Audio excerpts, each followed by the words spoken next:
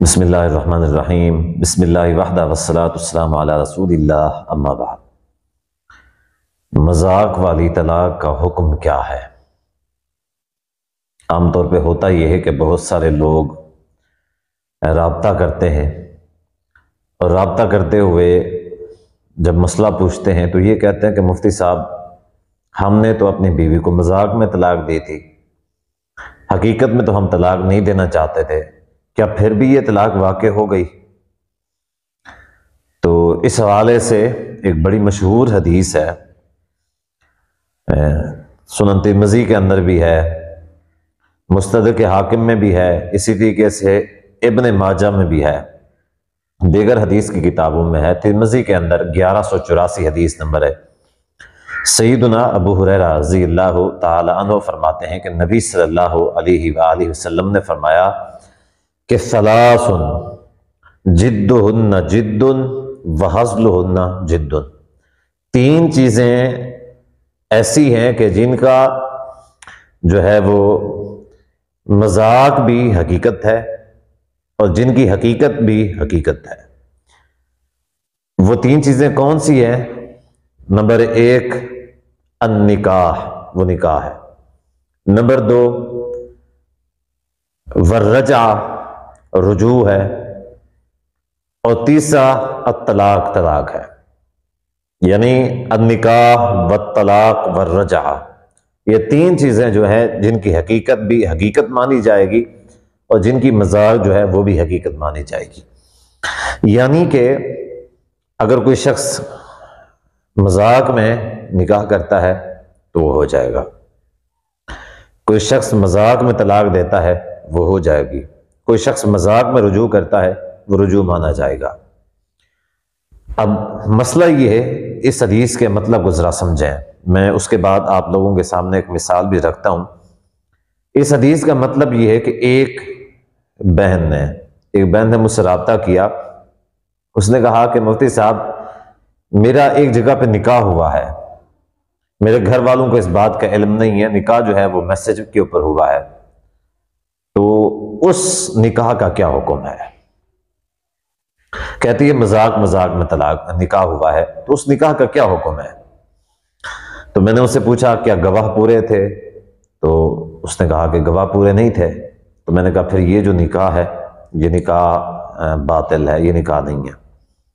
تو اس نے کہا کہ ہم نے تو یہ سمجھا ہے، سنا ہوا ہے حدیث میں کہ مذاق میں بھی طلاق ہو جاتی ہے، نکاح ہو جاتا ہے، تو کیا یہ نکاح نہیں ہوا؟ میں نے کہا جی نکاح نہیں ہوا۔ اب مسئلہ یہ ہے کہ نکاح اگرچہ مذاق کے اندر ہو تو اگر اس کی جو ہے وہ پوری ریکوائرمنٹس نہیں ہیں، جو نکاح کی شرائط ہیں وہ اس کے اندر پوری لاگو نہیں ہے، تو نکاح واقع تو نہیں ہوگا۔ لیکن چونکہ مذاق میں نکاح ہو رہا تھا تو نکاح کو مذاق بنانے کی جو ہے وہ مذاق کے اندر نکاح کرنے کا جو یعنی ایک جرم ہے، یہ اس کے لاگو ہو جائے گا اور اس کا گناہ کھاتے میں پڑ جائے گا۔ یعنی مسئلے کو سمجھیں، ایک شخص مذاق میں نکاح کرتا ہے، مذاق میں طلاق دیتا ہے یا مذاق میں رجوع کرتا ہے، اگر اس کی جو پوری ریکوائرمنٹس ہیں، نکاح کی جو شرائط ہیں اس کے اندر لاگو نہیں ہے تو وہ نکاح واقع نہیں ہوگا۔ حدیث میں ہے کہ مذاق والا نکاح واقع ہو جائے گا، یہ تینوں چیزیں مذاق والی واقع ہو جائیں گی، لیکن اگر اس کی شرائط پوری نہیں ہے تو واقع نہیں ہوگی۔ البتہ یہ کام کیا گیا ہے، مذاق کے اندر کیا گیا ہے، تو اس کا مذاق کا جو وبال ہے وہ بندے کے کھاتے میں ضرور پڑ جائے گا۔ اچھا، بہت سارے لوگ ہیں جو بلکہ علماء کی بات کرتے ہیں، علماء کرام میں بھی اس حوالے سے اختلاف ہے، اس حدیث کے حوالے سے۔ اب اس حدیث سے واضح طور پہ ایک بات سمجھ میں آتی ہے کہ یہ جو تین چیزیں ہیں مذاق کے اندر بھی واقع ہو جاتی ہیں، حقیقت کے اندر بھی واقع ہو جاتی ہیں۔ اب مسئلہ یہ ہے کہ بہت سارے لوگ پھر کہتے ہیں کہ مفتی صاحب ہم نے مذاق میں بھی طلاق نہیں دی اپنی بیوی کو اور ہم نے حقیقت میں بھی طلاق نہیں دی۔ نشے کی حالت میں مثال کے طور پہ کوئی کہتا ہے میں نے اپنی بیوی کو طلاق دے دی ہے، کوئی کہتا ہے کہ نفسیاتی مریض ہے اس وجہ سے اس نے طلاق دے دی ہے، کوئی اور عذر اور بہانہ تلاش کر کے لاتا ہے اور وہ کہتا ہے کہ اس صورت میں نے طلاق دی ہے، میری طلاق کیسے واقع ہوگی؟ جبکہ نہ تو میں نے مذاق میں دی ہے نہ حقیقت میں دی ہے۔ حدیث میں تو آیا ہے کہ مذاق اور حقیقت والی طلاق واقع ہوگی۔ اب اس حوالے سے علماء کرام کا اختلاف ہے. کچھ علماء کہتے ہیں یہ صرف اور صرف 2 کیٹیگریز ہی مانی جائیں گی، اس کے علاوہ جو باقی کیفیات کے اندر طلاق ہوگی وہ اس کو اس کے اندر شامل نہیں کیا جائے گا اس حدیث کے اندر. جبکہ دوسری طرف کچھ علماء ہیں جو یہ کہتے ہیں کہ نہیں، اس حدیث کا مطلب یہ ہے کہ انسان کی مجموعی طور پہ 2 کیفیات ہوتی ہیں.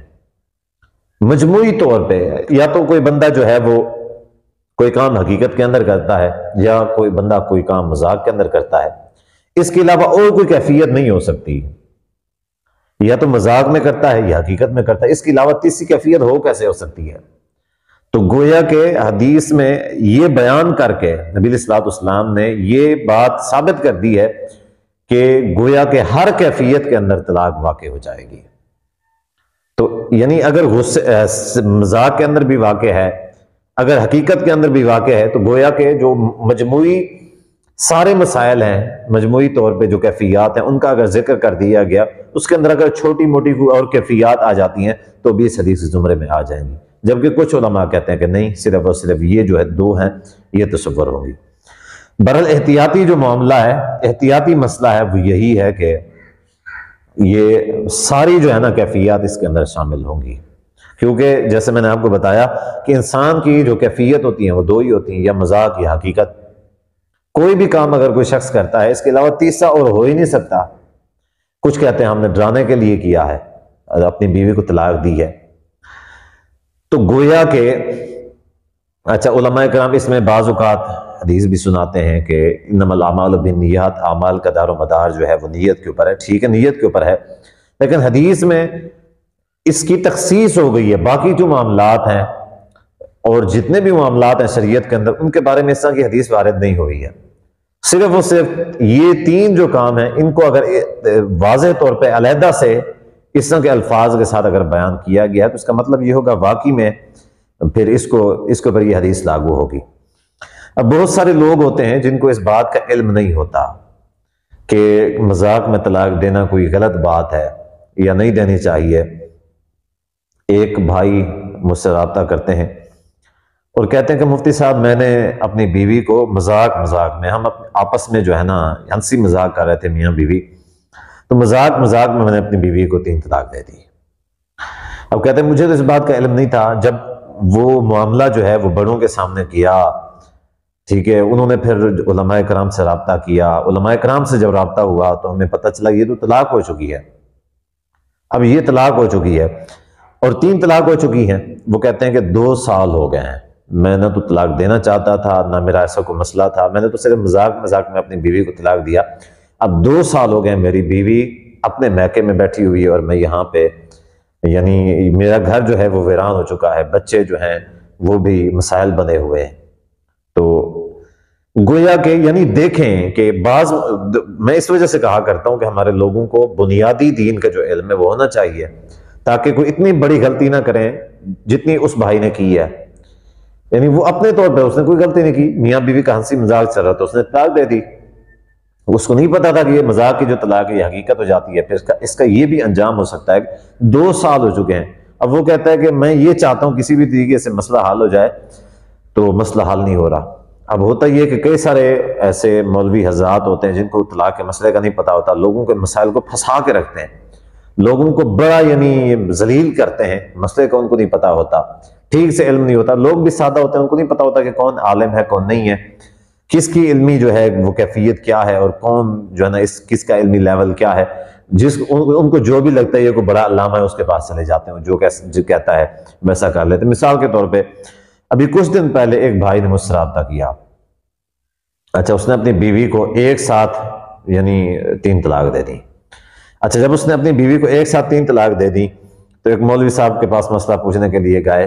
تو مولوی صاحب نے کہا کہ بھئی اس کے اوپر کفارہ بھی آئے گا، ٹھیک ہے، اور اس کے اوپر یہ بھی ہوگا کہ آپ جو ہے نا دم کروائیں، پانی دم کروا کے اپنی بیوی کو پلائیں، خود بھی پیئیں. تو یہ بھی مسئلہ ہے. اب یہ شریعت میں پتہ نہیں کہاں سے آ گیا جو مولوی صاحب نے ان کو بیان کیا ہے. بس مولوی صاحب کو علم نہیں تھا، لیکن اس نے کیا کیا، چھوڑ دیا. اس نے کہا کہ اگر میں یہ کہوں گا کہ مجھے نہیں پتا تو میری بےزتی ہو جائے گی، اس کو تو ہم علامہ سمجھتے تھے، اس کو نہیں پتا. تو اللہ کے لیے مولویوں سے بھی میں کہتا ہوں کہ آپ کو مسئلے کا نہیں پتا تو واضح طور پہ کہتے ہیں بھی ہمیں نہیں پتا. اس میں کوئی توہین والی بات نہیں ہے. اب اپنے کھاتے میں اپنے گناہ ڈلوا دیا ہے اور اس کو اس ایک سیدھے سادے بھائی کو بھی آپ نے ذلیل کر دیا, اس کے مسئلے کو بھی یعنی آپ نے بگاڑ دیا ہے, تو اس کا وبال بھی آپ کے کھاتے میں پڑے گا, وہ بھی ذلیل ہوا اور قیامت کے دن آپ بھی ذلیل ہوں گے غلط مسئلہ بتا کے. تو ایسا ہرگز نہ کیا کریں. اللہ تعالیٰ سے دعا ہے اللہ تعالیٰ ہمیں دین کو کما حق کو سمجھنے کی توفیق عطا فرمائے.